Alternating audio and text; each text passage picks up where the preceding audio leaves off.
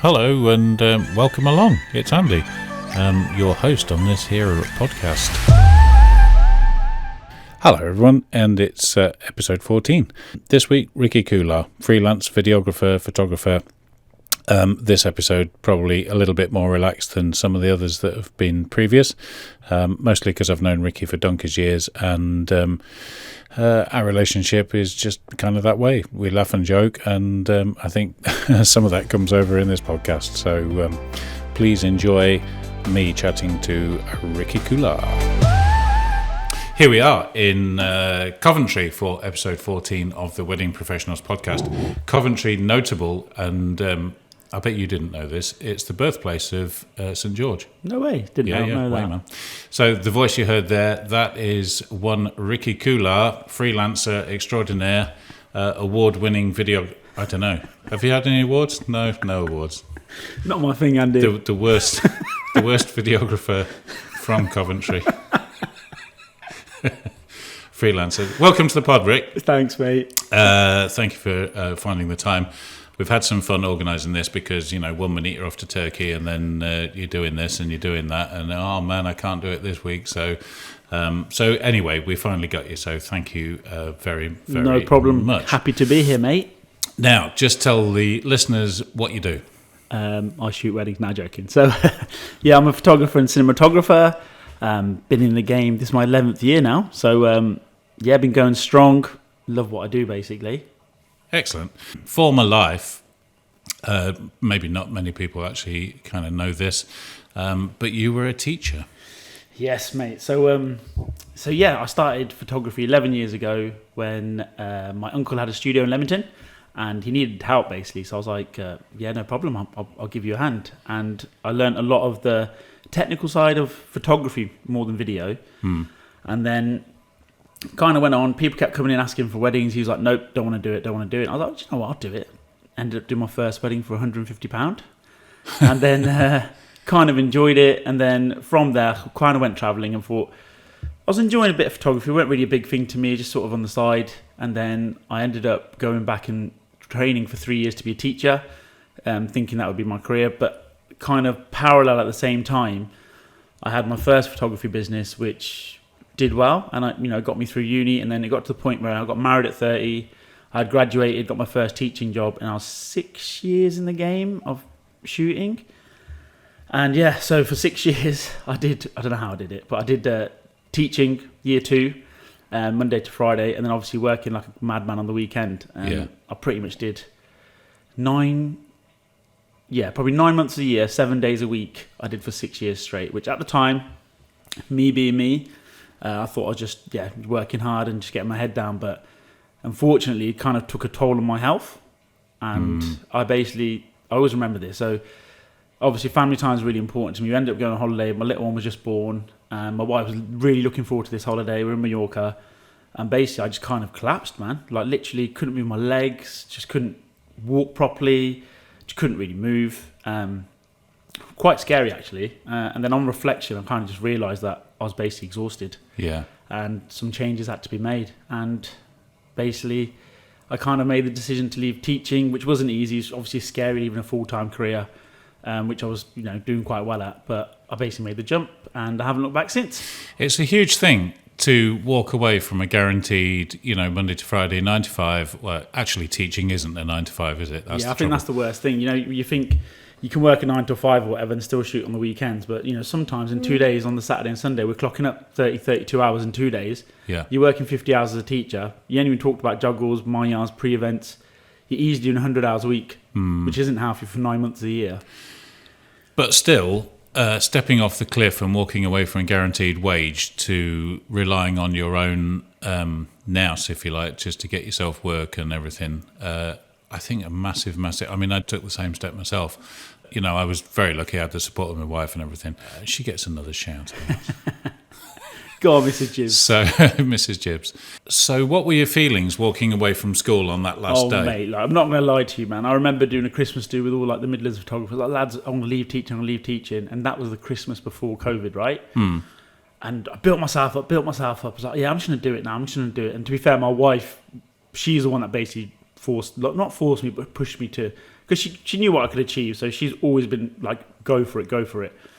I mean, I'll be totally honest. I'm not going to sit here being like, yep, I just jumped straight into it. It wasn't that kind of thing. You know, I've got a wife, I've got kids, I've got a mortgage to pay. So I think in my head, it was always the exit plan, but I weren't stupid about it. I always made sure that basically, you know, I got to a point where there was, you know, a sum of money in my bank account that say if COVID did hit again, we'd be okay for a year kind of thing. So I did it tactically, I did it clever. Like I said, I'm not going to sit here being one of those guys, yep, I just jumped straight across. I didn't, but obviously I put plans in place that if anything did go wrong, I'm okay. And even at that point where when I had a safety net of a year, I was still scared. Like, I was like, do I do it today? Do I not? And my wife's one like, basically, stop being a wimp and just go with it, and just do it. Wives are brilliant things, aren't they? they? Yeah, they're amazing. And at the time, I mean, I'm massive on my kids. I love being a dad. I'm besotted with my children. And it was to the point where like I couldn't even, as a teacher, I mean, teachers will get this, like you can't even take your kid to school ever.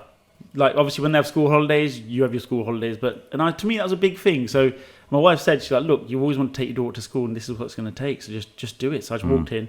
I wanted to spend more time with my family. The little one was at childcare. Like, what do we do with childcare? And I was like, you know what? All ticks all the boxes. It's just the right time. Yeah. So now you've got free time during the week to do the school runs and that sort of stuff. That's if you it, need bro. to, So so like, you know, I mean, in our industry, you know, it's tough. We work weekends. I mean, I'm a guy that has balance. I think I do my best because I'm not around weekends all the time. I do my best to make sure we do things in the week and I have that time with my children. So like, for example, Mondays, I do not work, period. All my customers, they know this. As soon as they book me, like, guys, just to let you know, Mondays is my family day.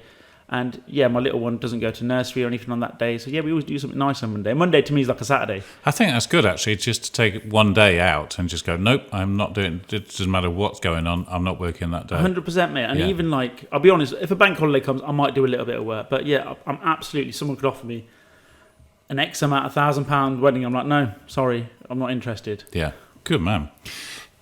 Just take me back then to that very, very first wedding.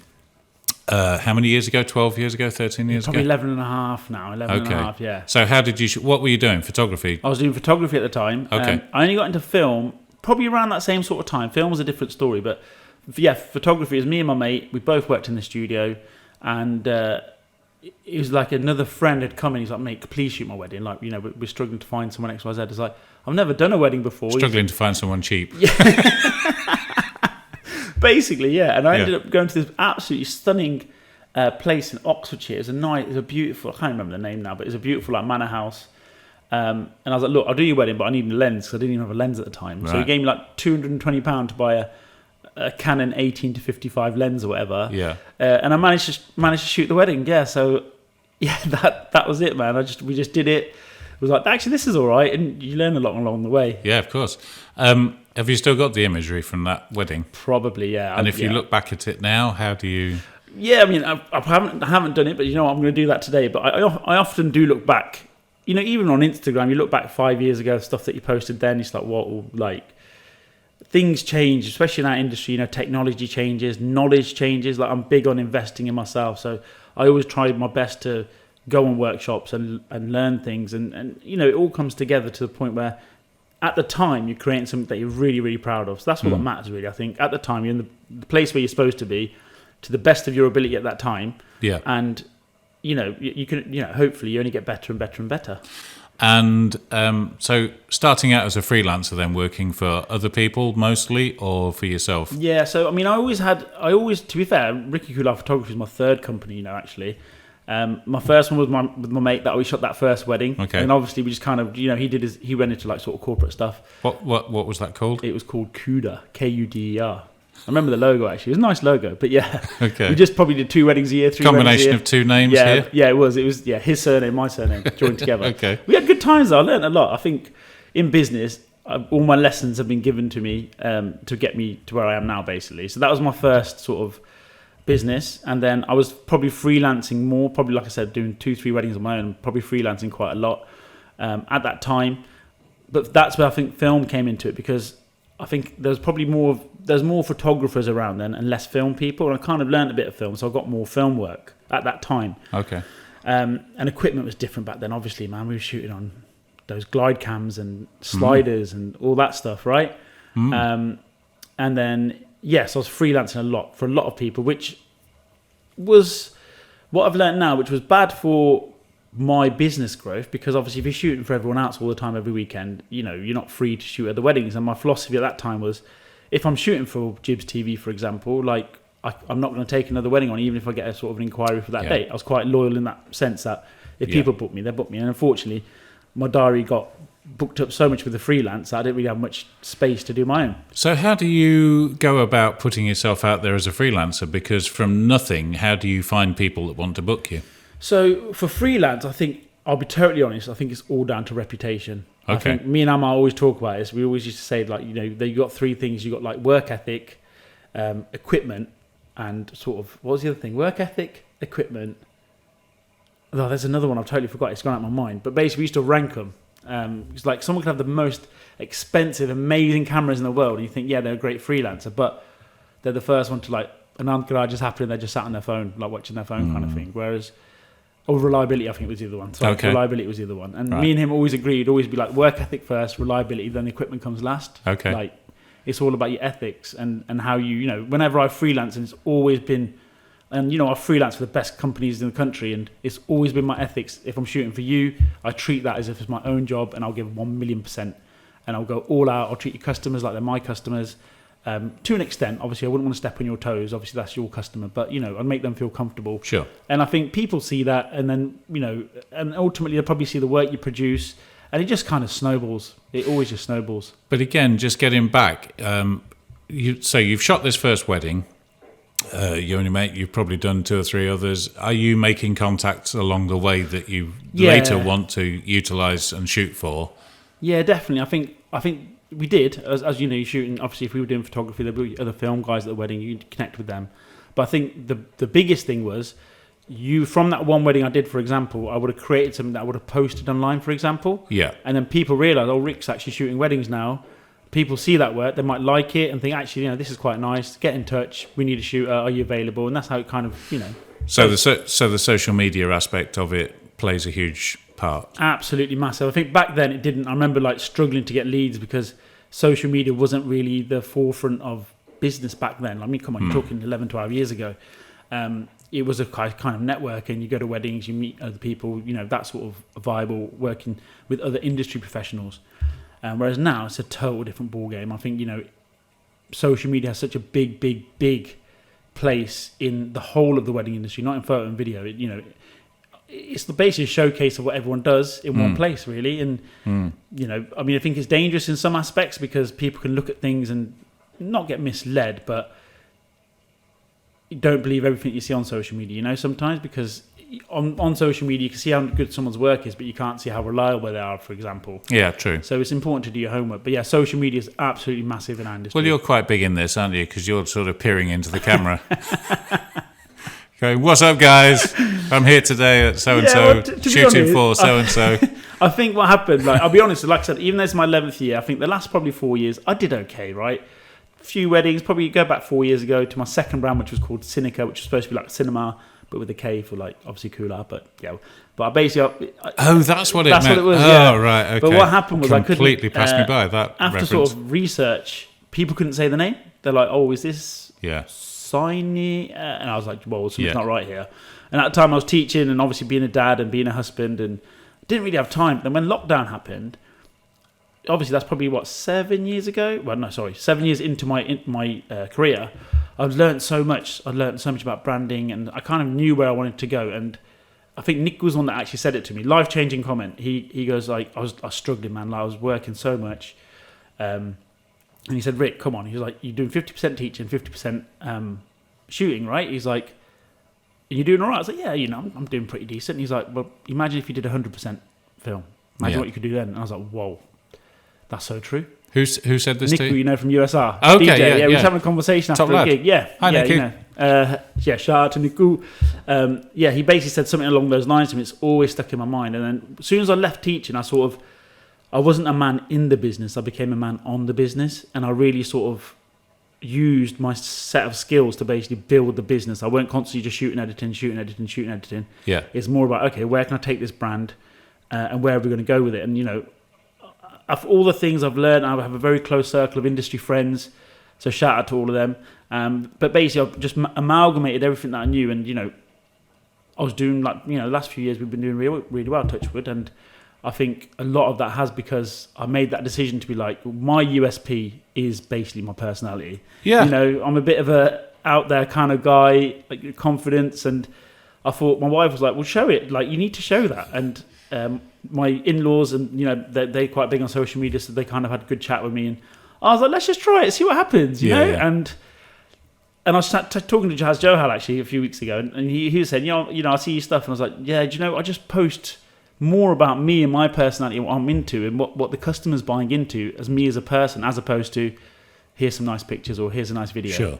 And it's working. So Yeah. No, no question. It does work very well, and I'm quite envious of your ability to just appear into a camera and talk rubbish. It is scary, though. It is scary, but yeah, you just do it, right? So along the way, have there been other photographers or videographers that have inspired you? When you look at their work, do you think, oh, wow? Yeah, I mean, I'll be honest with you, going back 1,000,000%, I think when I first started as my first freelance job, Manny was there, Pablo, shout out to Manny, and, that's going back 10 years. Yeah. And I used to shoot with him, and back then he was a talented guy. I mean, we was using Canons, but we were using like monopods, like steady cams, all this crazy stuff that we were doing, and, it was nice to be in that environment. I think through the years, I used to look at other people's work. Yeah, but going back to sort of the brand now, Ricky Kular, which is 3-4 years old now. I've kind of gone into a different sort of wavelength. I appreciate good work if it's out there. Like if it comes up, and if Manny's posting something, or Amar from Make It Real's posting something, very close friends of mine, I'd show a bit of support and follow. But my kind of mindset is I don't really look at other people doing photo and video. I kind of just, my mindset is, it's nice to show appreciation, but I don't want to get consumed in just looking at other people's stuff and consuming everyone else's stuff. It's just, it's not my vibe, man. I just like I said, I do really appreciate when people are doing good work, and now and again I will jump on, or if so and so's posted something, I'll show a bit of support. But I'm not the kind of guy that sits there scrolling Instagram, looking at certain people and looking at all their work. It's not something that I do. So, what would you say your sort of style is? Are you a cinematic shooter? So film wise, I think we haven't really spoke much about film, but I think my photo style is obviously, I'm obsessed with light. My favourite thing in shooting wedding, I know it sounds really, really weird, but my favourite thing is basically being in a really rubbish situation. Yeah. Like in the worst conditions ever, light's horrible, like the most dingiest. Like I've done portraits in bathrooms before, dude. Like I've had nowhere, so I've had to open the door, light it in a certain way, and that's what gives me a buzz. That's like my favourite Making thing. Something out of nothing. Yeah, out of nothing. Because obviously, I've travelled all over the world. Luckily, now if I'm in the middle of Venice, and with that backdrop, like it's not as hard as being get that wrong? A little hall in Birmingham. You've got to kind of create something, and you always want to create something for the customer, and you want something for them to have something special. So that's something that really, really buzzes me on photo and video both. And my photo style is very, it's natural. I'm obsessed with light. I love creating stuff that's different, and it's similar on the film side. But my film side, I kind of lost my passion, to be honest, about 3 years ago. I was kind of like just making these long films, and it was just like, I didn't want to, like, it weren't really, I weren't enthusiastic about it. I was like, I was doing it. It was fine. And obviously I was getting paid to do it. So obviously you've got a job to do and be professional, but my heart just weren't in it. And I really reflected, and this is going back to me being on the business and not in the business. And I was like, right, what can I do here? Like what would really, really excite me? And on the film side, the most exciting thing was trailers, right? Like making something that's absolutely stunning in 2 minutes. And getting all those amazing shots and creating something that's very, very, beautiful. And I think my film trailer style is I still use the same things. Like it'll always at the end, when the beat finishes, it'll just go to black. Like things like that. I have a certain thing that I do with my films. But that's when I basically thought of my 60-minute film. So I don't actually make long edits anymore. I only specialise in making short form, really creative, 45 minutes to an hour. And for some people, they're like, whoa, we're only going to get 45 minutes an hour. And I'm like, that's cool. It's not for everyone, but I'm after the people that it is for. And, I'm doing, I say 25-30% of my business a year is still making those short films. And I'm really happy with that. This is something that amazes me about the kind of Asian wedding market, video-wise, is the fact that there's, I'll exaggerate, 14 hours of dancing, and you've got to get every single frame right to the very end. And there's a lot of people that do shoot like that, and it's just like, who is ever going to sit down and watch all that? Do you know what I mean? Who's going to sit and watch all that? I think to be honest, mate, I think it comes down to generational differences, and I think there's a massive what's the word?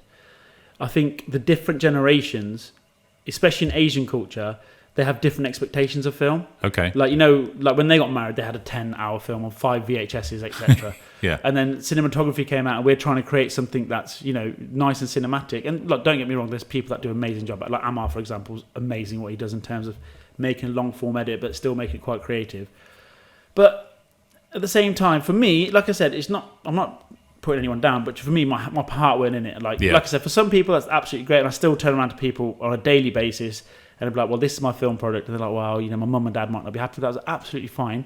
Like, you know, it's no problem at all. You know, I am blessed that I do photo and video, so I can still, you know, talk to them about the photography side and recommend someone that is good at the long form edits. But I think it's definitely a cultural thing that they want the parents to be like, the parents are happy that they've got it all covered and it is on a film somewhere. So yeah, despite the fact that probably nobody will watch. I think that's the thing. Like, obviously, people always watch their trailers, and I was like, hang on, I text all my like industry friends. Like, I'll say to them, like, dude, I've just made the best film in my life, and then the next time, like, dude, I've just made the next best film. Yeah, because I'm that passionate about it, and it is amazing. Yeah, I'm quite protective of it because I do feel like, you know, I'm pioneering that and I'm specialising in that sort of sector. And I feel like a lot of people are going to start copying it when it starts coming around. But at the minute, I'm so proud of what I'm creating, and it's absolutely like it's watching a movie, a feature film.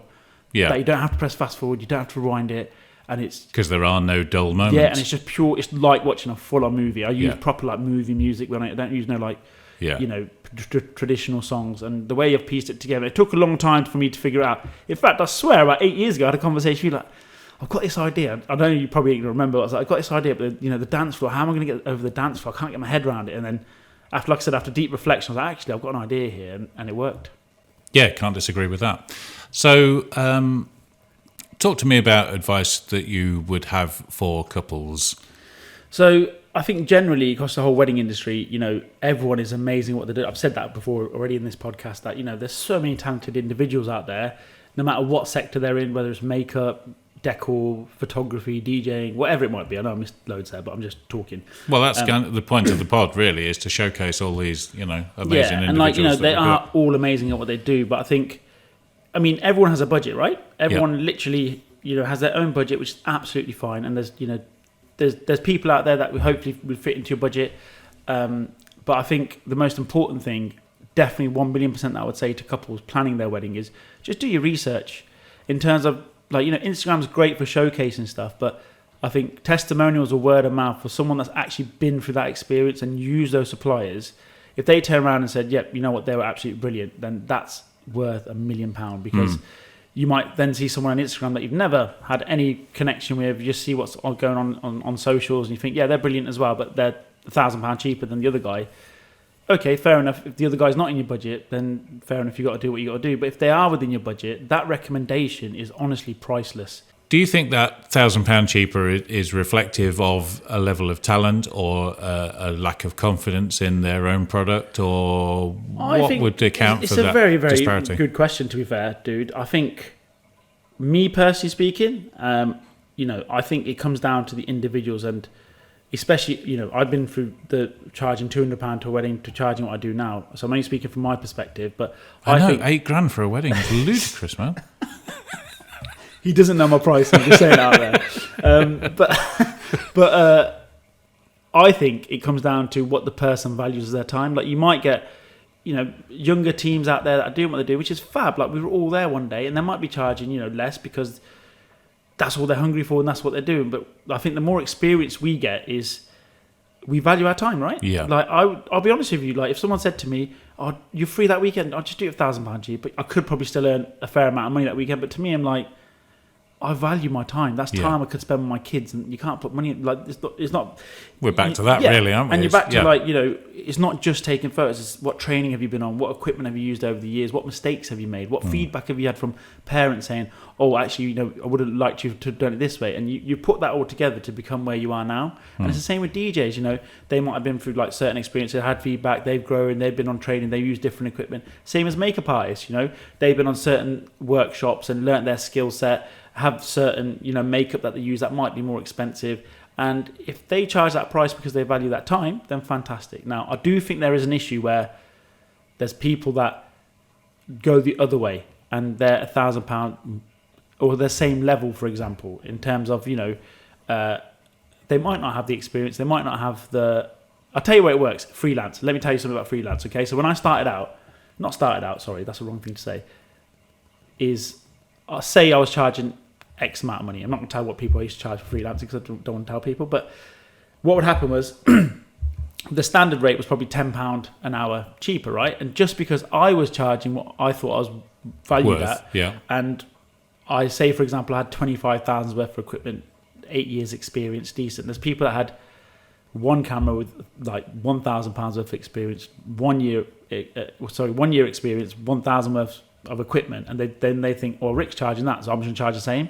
Okay. And then that's what happens, and that's where the mismatches can't happen, which is why customers, again, probably could get lost because, just because so-and-so is charging that, so-and-so is charging that, they could look at them and go, well, they're charging that, so I'm just going to charge the same. They haven't actually looked and thought about their thought process, and I'm worth this amount of money, so that's what I'm going to charge. Yeah. Which, for me, I know I've worked mine out and I'm happy with what I do, and I'm not going to devalue myself. And I think it's out of order on clients as well sometimes. Yeah. I'm not going to charge X amount to someone and then charge £2,000 less to someone else because it's unfair, right? Well, yeah, and also, I mean, I've had the same thing where somebody sort of, oh, will you do it? You know, knock off. It's my first time. I'm going to give you lots of work, and can you do the first one like half price or something? I say, well, no, because if I'm standing there having offered it this for half price, and then somebody else is, and I'm going to stand there for the whole evening thinking I could be somewhere else earning the proper, the proper level, and that's why I don't discount. But I think that's where customers, they need to do their research because it's a minefield. Yeah. And like I said, the only way of getting through it is, I think personally, like I said, this is my personal opinion, is getting valued feedback. And the other thing to tell is, if you see, I'll tell you another way you could tell, is that if people are, you know, say for example, you see me at a wedding and I've done Mr. Gibbs's wedding. Here we are. This is Ricky Kular. It's Saturday. We're at Mr. Gibbs' wedding. But then say a year later, you say, oh, this is Ricky Kular again, and I'm at Mr. Gibbs' sister's wedding. And dude, here's Mr. Gibbs from last year. Yeah, great. Whatever. If you see stuff like that on social, that's a good indicator because the company is retaining business because they've done a good job. Yeah. That's another way of, telling that if a person's in with a family and they're doing regular family for that work and you're seeing regular pictures or things from that person, or you're seeing them as a guest, you're seeing them at all these weddings, that's a good indicator. Well, I think Jeff talked about that on the Toastmaster episode when he was sort of, I asked him, when did he feel it had arrived? And he said when the family rebooked for another event after, and then he thought, okay, yeah, this is legit. Wish I said that. Okay, it's halftime break-in time, and here we go again. Just please share the podcast. If you're listening, you're enjoying it. You can send me cash if you like. That's very nice. That would support it. But the biggest support is sharing it on any social media stream you care to mention.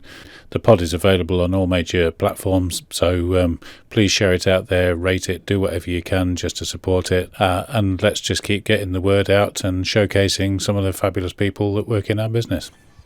Having said all that, let's get back to Ricky Kular. So what would you say your percentage is between photo and video? I'd say at the minute I'm probably doing 75% photo, 25%-ish video. And I'm really happy with that because I don't know whether people know this, but film editing is way more time demanding than photo editing. I'm not saying it's easier, but I'm just saying it absorbs a lot more time. Yeah. And for me, I'm absolutely massive on service. Like, I don't want to sit here and blow my own trumpet, but that's the biggest thing to me. Well, you might as well sit here and blow your own trumpet. Nobody else is going to. Boom, boom. If I don't blow it, no one else is. No. But no, I am really, really huge on on service. And I feel like when you're constantly editing film, that absorbs all your time. Yeah. And again, you don't have time to spend on your business. And Yeah. that's the most important thing. I mean, I think you've got the best, some of the best photographers might not necessarily have the best business acumen. And therefore, they might not have the best service. Or vice versa, you might have someone that's really, really good at business and really good at their customer service. Might not be the best shooter in the world, but they still create a good product. And it's one of those. I mean, people are passionate about it. And for them, if their drive is like, I just want to create amazing stuff, fantastic. For me, I want a bit of a balance. You know, I love creating.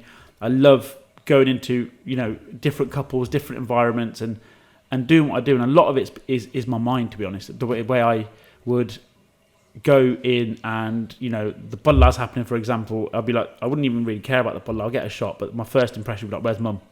And I would have clocked where she is just to get that tear. So a lot of it is about the thought process as opposed to what settings am I using? Shall I shoot shallow? Shall I use it this? It's more about documenting, capturing moments, freezing that time for them to look back on years to come. Yeah. And it's actually really funny, actually. I did a wedding recently, and a gentleman had passed away in the family, and I turned up to the second wedding, not knowing it was the same family, and they'd printed a photo of the gentleman. He's a lovely, lovely man, and I actually shot that photo like 7 years ago. Oh, really? And they've actually blown it up and had it presented on this wedding day, and that's what we do, is we're capturing moments, we're capturing time. We absolutely do, and it's a privilege to... I was off mic there. We absolutely do, and it's a privilege, I think, for us to be in that position. What was your first job when you left school? Did you go straight into the photo studio? No, so I had a bit, to be honest, I had a bit of a... I don't really want to talk about it. We didn't have the... You know, Mum worked really hard, but she was a single parent, so basically when I left school, I went to uni first time, but had to end up working, had like 4 jobs at the time, and then that was one of them, basically. But I was just doing bits and bobs just to, you know, get money. You're a young kid then, you just keep working hard, don't you? And then... Then, like I said, I went travelling. I was like, I'm not really doing anything with my life. I learnt my skills from the studio, and then I always wanted to be a teacher. First time I went to uni, it was to be a teacher. You know, it was just what my passion was, kind of thing. And then, that was it. I came back, and then it just all. Do you ever drive past your old school and look in and think, I wish I was in there today? It's actually funny. I've actually shot some stuff for that school. Actually, I've been back here to shoot. So I've done some corporate stuff for other schools. I've made films for them. But yeah, I've been back to do drone stuff for them, because there's some lessons that I did where the kids would make, you know, a bicycle. Remember Art Attack? Yes. When they'd make something and they'd shoot down. So we did that with kids, and they'd make a shape of transport for their transport. And I'd take drone shots of them. So I've been back in to do that, and I still keep in touch with some of my teacher friends. But yeah, it was definitely the best decision I made, because going back to that, sorry, I know you've got questions there. But I think it's really important to talk about this, actually. It's basically about mental health, right? Because I don't think guys talk about it enough, but in my head at the time, I was like, yeah, I'm just working hard, I'm doing really, doing well, and you basically just keep going, to the point where my body just crashed. And it wasn't even a body thing, it was a mental thing where I just exhausted myself out.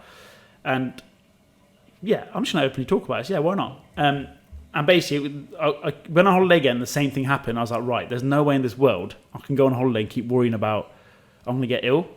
Something needs to change. So I thought originally it was just a bit of anxiety, because I've got 2 girls that I love to bits, and I was so stressed about what's going to happen if we go on holiday. Kept going round and round. So I was like, I want to talk to someone. So I spoke to a counsellor, thinking that was the reason, and it wasn't. It's basically that I wasn't looking after myself physically and mentally. So, and she always, I always remember her saying this to me. She said, "Ricky, you're on the plane with your kids and your wife, and the masks come down. And bear in mind, I'm flat out. I'm physically working as hard as I can, do my best." And she's like, "The gas masks come down. What are you gonna do?" I was like, "Well, put them on my kids." And she's like, "That's your problem." She's like, "If you look after yourself first and put your mask on first, you save the whole plane." And that really, really stuck with me. And since that day, I make a conscious effort now to make time for myself. And by doing that, I'm a better father, I'm a better husband, I'm a better photographer, because I've got more energy to do it. Which is why, the last 3 weeks, I've taken off. I booked them off. We went to Turkey for a family holiday. I spent Father's Day with my kids, because just that little bit of time just to recuperate, and you become a better person. I think it's important, especially for men, because what's funny is there might be 100 people hearing this, they might be thinking, "Oh yeah, whatever, Rick," but then there might be that one person that actually can relate. And I'll tell you one thing, I've openly spoke about my journey with mental health to all my industry friends, and 0 of them have turned around and been like, whatever. They've all been like, "Yeah, I can relate to that. Yeah, I can understand what you're saying." And it's actually really important that, especially us as industry, we're busy on weekends, we're not with our families, we don't have that time, we haven't got that balance. So, we have to adjust. But it's a really important thing to, I think, speak about personally. Yeah, I think most of us probably, we're 100% aware of mental health and how important it is, but we don't, like you say, A, we don't talk about it, and B, we probably mostly ignore it and just think, no, I've got to earn money, got to earn money, because in your head, having enough in the bank to cover the mortgage for 5 years if there's another pandemic or something. Yeah, definitely. That's another thing that I've learned from my journey. I'm so happy I have, because I was so head down, work, that I probably got another day is 5. I've probably got another 7 years of where like I'm her dad and I'm her world. As soon as she hits 12, she'll be like, right, I want to go to cinema. Sorry, Dad, not interested. Yeah. And like Dara, she's 2, and dude, like I'm with her twice a week, every week, quality time, guaranteed. Do whatever we want. It's happening. Yeah. And for me, it's like I don't want to spend the next 7-8 years trying to make my money, trying to set my foundations, so when they're growing up, they're doing their own thing, and I miss that journey. Yeah. It's just finding that balance where get work okay, do okay, but for me personally, like I said, I'm not talking like it's my personal decision, but for me, it's all about spending time with my family, man, and cherishing those moments, and on a daily like basis, like it's what drives me, man. Like, yeah, I'm working tonight. I'm shooting on Saturday, but apart from that, I'll spend time with the family and just make memories with them, because life just goes so fast. You never get a second chance at that. It's like the first dance. Yeah. You don't get a second crack at it, and if you're not here and you're not with your wife and your beautiful kids, you've missed it, and it's too late, and suddenly they're grown up, and like you say, they're off to university, and you missed the whole shebang. I'm just enjoying the ride, man. So that's my definite drive at the minute, is just to get business to the point where we're doing cool, but it's just spending time with the family. Is your job fun? Yeah, you know what I mean, man. Like, you'll see in my stories, like, I'm not a fake person. That's one thing you could never say about me, but yeah, I do. It's nice when we turn up to weddings, and you are leaving your family or whatever for the weekend, but my wife's really supportive over that. So she's always doing something with the family or something. So the kids are always doing something nice. Sure. So I don't feel guilty, and my wife's really supportive. Ever since we've been together, she's always said, "Ricky, this is all I've ever known." She's like, she's really supportive. But yeah, back to your question, I do. Like, on a weekend, you get to see, obviously, all of us get together on the weekend. Basically, it's like being with, basically not a social. Like, obviously we're there to work, but the social side of it, you're still having a laugh with your mates, still cracking a few jokes. And I'm lucky enough to I keep my circle close. Like, even my freelance now, there's probably only 3 companies I freelance for. I used to, back in the day, anyone, everyone, whatever. Whereas now, if I do freelance, which is, I'll be honest, quite rare now, because I'm doing so well in terms of my own business that I just physically don't have the time. But you're seeing the same people, right? And catching up with them and talking about like their families, and then at the same time, you're pushing each other.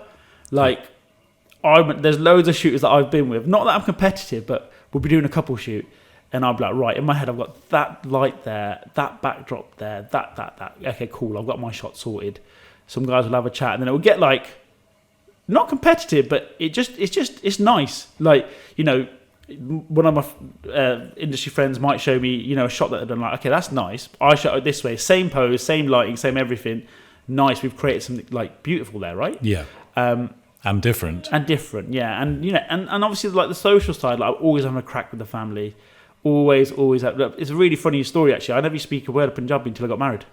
Okay, I remember doing one of my first weddings in Birmingham, and he was basically talking to me in Punjabi. I was like, dude, I don't understand what you're saying. At that point, I was like, do you know what? This ain't right, man. So I made a conscious effort of learning. And, my wife knows a lot, so she'd teach me, like, words and that. And doing weddings, I'd make mistakes, and all, like, the older generation would laugh at me, like, go on, then teach me the proper way of saying it. Put it into context for me, and then I just learn. And whereas now, I'm at the point where I have such a laugh with, especially the older generation, like, getting the grandparents to hug each other, like, pretending it's their wedding day, like, give a little kiss on the head kind of thing, and they're cracking up, and that's creating that moment. And I'm talking in their home language that they understand, which makes them feel comfortable. But yeah, I absolutely love my job. I need to learn Punjabi myself. Yeah, I reckon you should, man. Where do you think the pinnacle of your work is currently? What's your... I'm trying to find different ways to ask this question, but what would you say is the moment that you felt you'd arrived and you were legitimate in the business? I think for me, it was a big thing to me was destination stuff. Mm-hmm. So obviously, as a teacher, I had so many inquiries, people wanting me to go. But with teaching, you can't book annual leave. Like, it's not one of those things that you can do. So I missed out on, like I said, 6 years of potential at that experience, and destination stuff's nice, but it's hard because you are in the bright sun in the middle of a nice city or wherever you might be, and you've got a job to do. Yeah. And I did miss out on that experience. And I think for me, last year I went away twice. I left in April 22. So that year I went away twice. But like, dude, this year I'm like, I've been away 11, 12 times. I'm in India next month, Tuscany the month after. And it's nice to like obviously travel around. And to be fair, it makes you a better photographer. Not for the glam of it, because it's not glamorous. It's hard work. It's proper graft. But in terms of your skill set, what I've learned in being in those situations has really driven me to be a better photographer and a better video guy.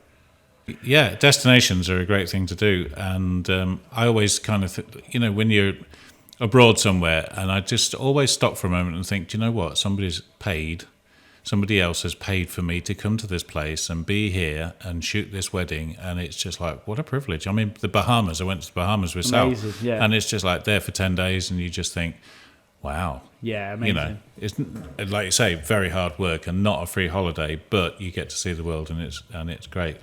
But talk to me about the challenging ones. You were talking earlier about shooting bride portrait in a bathroom or whatever. Talk to me about maybe one of your most challenging environments to shoot in. Oh, mate. Like I said, that was probably the worst. I think we had a house where it was like a smaller house and they had loads of family from like India come over. And there was literally like, dude, every single room had just like nothing, no blank walls. Everything was just like filled with suitcases or blankets, as people do. It was only a small sort of environment. I was like, right, what am I going to do here? So, yeah, I ended up basically opening the shower door so it was a clean sort of backdrop behind. Ended up putting a light, like in front, in the bath, in front, and just bang that. They were nice shots, They come out really, really good. Yeah, I think I even got a couple of reflection shots. Like you'd never tell it was shot in a bathroom, and I don't think anyone else. I don't think the bride would ever want anyone to know that either. But yeah, what can you do? We still create some nice shout out to the bride. Competition-wise, as a freelance, you're sort of moving away from freelancing, aren't you? I don't really freelance much anymore. Like this year, I think I'll probably do 2 in the whole year, whereas last year I did. I feel quite privileged then because you did one for me. So yeah, I've got you, Andy. Cheers, man. Thank you. But as a freelancer, what do you think your competition? Are you elbowing each other out of the way to get jobs, or no? I think in general, mate, not just freelancing. I think as sort of what do you call us, company directors as well. Like I think generally across the industry, I think personally, there's more demand than there is supply. Like there is so much business out there. There's so many weddings each weekend. Like there's so I'm blessed to be in a position that if I wanted to work on Sunday, which I don't, so no one texts me, but I could probably drop a text out saying, guys, does anyone need an extra hand on Sunday? I'm free and I'm guaranteed to get work. So I think we are lucky in that sense, especially from April to sort of October, September. There's plenty of work out there. Sure, but I don't think. Even for like general clients, I don't think we are sort of elbowing way for each other. Like, I would never ever ask like, who have you inquired with? That's not my style at all. There's lots of people that would do that. And I'll always honestly say, that everyone's brilliant out there. Everyone's creating what they do. And we are so lucky to be in such a creative industry where freelancers, photographers, video guys, like, it's amazing what they do, dude. Like, yeah, man. Like, come on, you're on the crane, like, us freaking at 4 o'clock in the morning with 3 hours sleep. Like the other thing is you got to remember is that we're creating absolute amazing stuff. Like one thing that really gets me is that people think, oh yeah, photographers are just photographers. All photographers just take pictures. But what they don't understand is how much time we've invested in ourselves, in our own knowledge, in our experience. And right, anyone can do a 16-hour day, right? Cool. Like we can all work hard, have a hard day, but try doing a 16-hour day on 3 hours sleep, not being fed, having no water, and then having 3 hours sleep and doing the same thing again. So you're cracking up 32 hours worth of work on 6 hours sleep with no food and no water, but you still create something that's amazing. Take a bloody bottle of water is what I would say. But you don't have time sometimes. Sometimes I just try and rob yours, to be fair. So how do you think... No, I'm not going to ask that actually. When you say that, you're going to edit that out or you should leave it in there? No, I'll just edit that bit out. So obviously you're still, young and fit and muscly and everything. I wish I was, mate. But I wish I was. So can you imagine yourself doing this same thing in 5 years' time, or what's the ambitions for the Kular empire? Oh, mate, to be fair, I'm working on something, right, and it's big. Ooh. It's a game changer. But I can't talk about it. I'm sorry. The reason that is the point of a podcast, but the reason is that this is an absolute game changer for the industry, for us as a brand. It's kind of it's going to be big. So there's something big that's going to happen in the next probably year or so with us as a brand. But I think as a photography Asian wedding industry, I think it's going to be a game changer for everyone. Well, at least drop a breadcrumb or two. Then come on. You can't. The reason why I don't want to say anything to anyone, I haven't even told any of my best industry friends, is that they're going to copy it. Well, of course. So, I mean, I want to make sure, because it's that much of a sick idea, bro, that I don't want anyone to be, have any inkling. But there's something big happening for the brand that's going to enable me to work and still work and enjoy what I do, but like I don't have to work as much. But yeah, sorry. Is this involving AI? No, nothing to do with that. Nothing to do with that. This is just a business decision, and how to. I think one thing with photographers is they'll always come with a problem, and I don't know why. Like there might be a problem, like I'm just. I can't even name one now. Say for example, they'll be like, I'm not replying back to my leads. Example, like in quick enough time. Okay, like that's a problem. I'm like, well, dude, why don't you maybe hire some help or do something? Like, no, I can't do that. It's very much like no, can't do it. Whereas one thing I'll say to everyone is that never say no.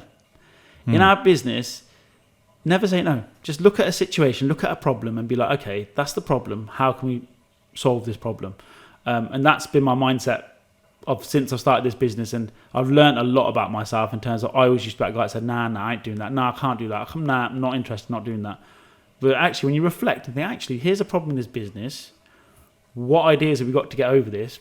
All right, sweet. Let's go, kind of thing. Again, like same with my social media. Like I was rubbish at it, dude. Like I'm old now. Like all these young kids are like amazing at it, and I'm just like, what am I doing here? And I was like, right, the problem is social media. Right, I can teach myself a little bit about it, or whatever, and just try things. And if things work, they work. But yeah, sorry about I can't disclose what's happening, but it's going to be big. Well, look out for it. I will certainly keep an eye. Does it involve me? Am I part of it? No, sorry. You're a good lad, though. Okay, thank you very much.